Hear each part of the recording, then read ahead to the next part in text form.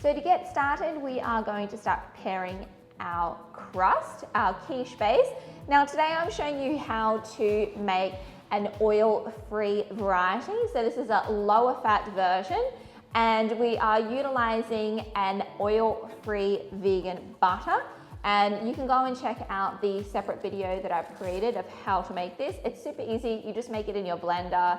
It's absolutely delicious, and it's great to use as a spread also on bread.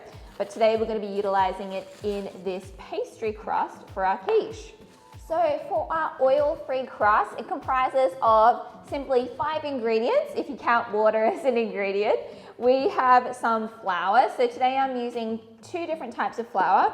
I'm using an all-purpose flour and an ancient grain flour. Now this is einkorn flour, but if you can't find that, you can also use like a whole wheat flour or spelt, or you can just use all-purpose flour. So I'll leave that up to you. Using the ancient grain gives it a lovely nutty flavor. It's easier to digest and adds a little bit of extra fiber and nutrition, okay? And to that, we also have some salt as well. So I'm going to put those 3 ingredients together in my stand mixer. You can also make this in a food processor or do it all by hand.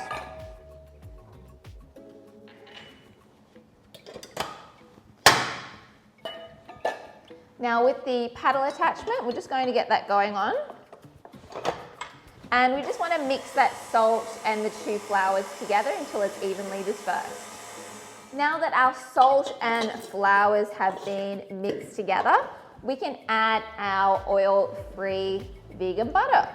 So the oil-free vegan butter is just made up of cashews, vinegar, we have some water, agar, and some turmeric for color. So very few ingredients, but it's very delicious, and there's a secret ingredient in it as well that gives it a buttery flavor. So go check out that video, how to make it.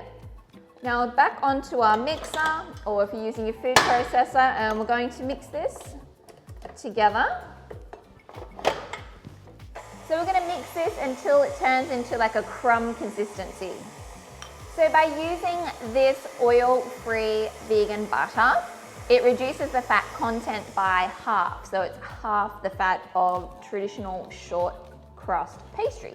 Okay, so now that that's a breadcrumb-like consistency, let's take a look. It's kind of like a crumble consistency. We are going to slowly add in a little bit of water at a time, just until it starts coming together into a dough. So I've got some nice cold water here. We're just going to add a very small amount at a time. We want our mixer to be able to turn it into a nice ball of dough. It's starting to come together. Splash more. Yep, see it's turning into a ball. Everything's kind of coming together. So I'm going to switch that off. It all comes together very quickly. Now I've got our pastry dough. I've just popped it out onto my bench. Just want to make sure that everything has come together. We've got a nice workable dough. Now you can go ahead and grab yourself 2 sheets of baking paper or some guitar sheets, and we're going to roll this out. And I have some rolling guides here. These ones are 4 millimeters. So depending on the size of quiche that you are making, if you're making one large one or lots of small ones, today I'm going to be making a large quiche. So I just measured my edge and then my diameter, and then across here again. So we need a little bit over 30 centimeters wide in a circle. So that's what I'm going to do today. But if you're making lots of small ones, you can just roll it out into a big rectangle. Just that, if you're doing smaller ones, you can make the thickness a little bit smaller. So maybe more of a 3 millimeter. And then if you're doing a big one, more of a 4 millimeter thickness.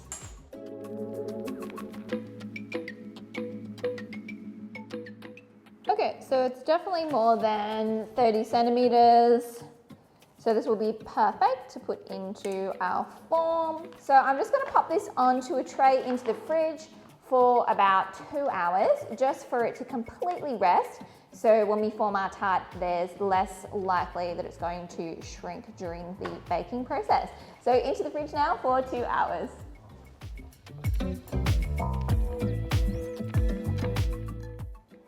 So now our dough has been chilling, we can start putting it into our form. So you can use any kind of form. So I am using, so this is a 21 centimeter ring mold.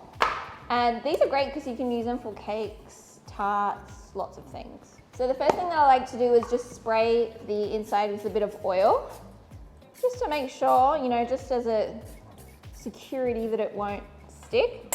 And then I have here on my tray, just some baking paper and an air mat. If you don't have an air mat, that's fine. I just like to use it. You get very nice, even baking and nice crispy base. And I've just put a little bit of oil sprayed on my air mat as well. I'm just gonna peel that off and then flip it and then peel this side just so it's easier to release.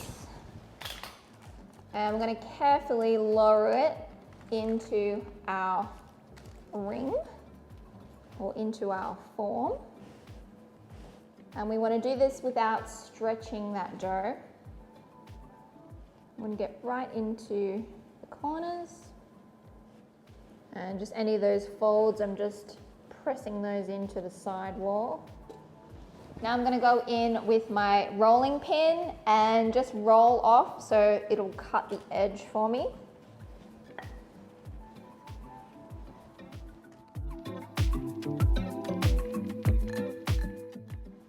Okay, now I'm going to transfer this into my freezer while my oven is preheating, so for about 15 minutes, just for that dough to really chill up, and it will also help again to relax the dough.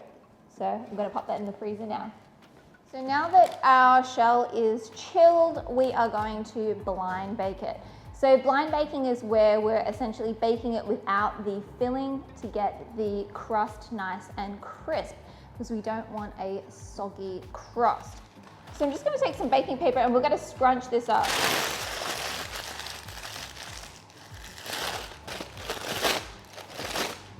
Now we're going to put it inside our pie.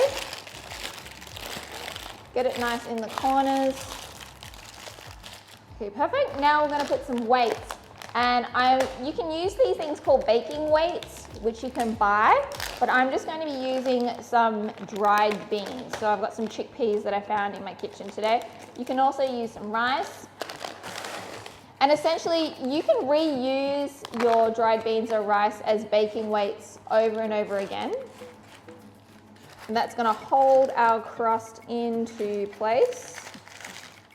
Okay, perfect. So we're going to pop this into our oven now for about 30 minutes and keep an eye on it. We want the pastry to cook through before we put our filling in.